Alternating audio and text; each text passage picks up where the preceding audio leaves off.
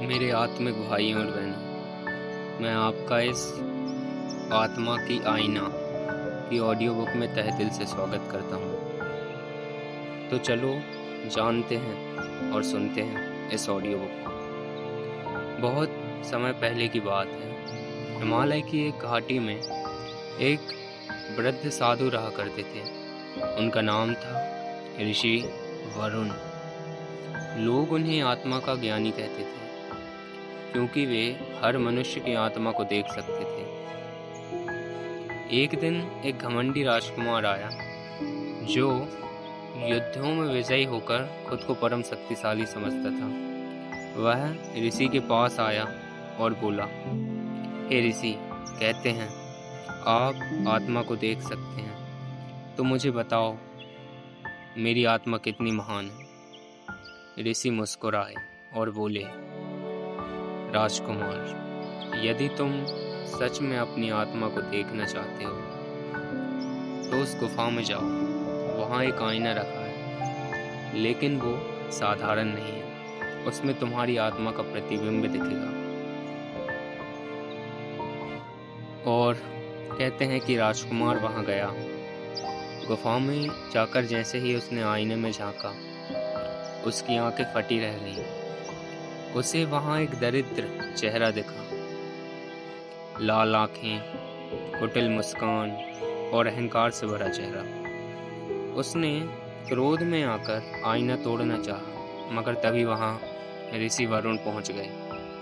उन्होंने कहा, राजकुमार, यह वही चेहरा है जिसे तुमने अपने कर्मों से गढ़ा है।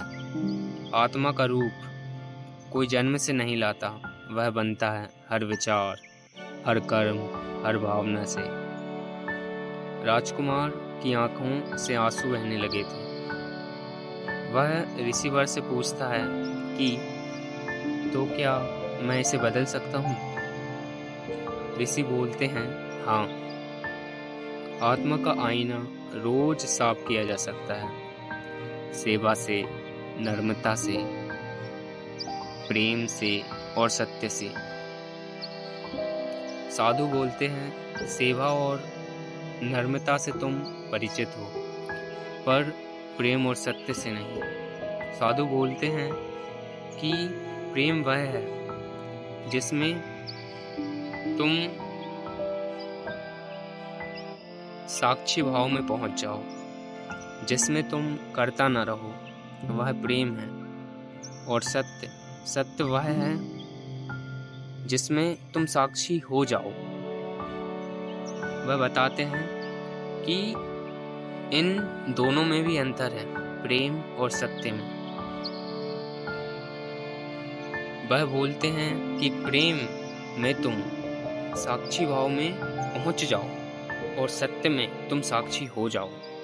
और फिर वह बोलते हैं कि जिस दिन तुम दूसरों को ऊपर उठाने लगोगे, उसी दिन तुम्हारा चेहरा भी देवताओं जैसा दिखेगा, खिलेगा। और कहते हैं तभी राजकुमार ने उसी क्षण से हथियार त्याग दिए।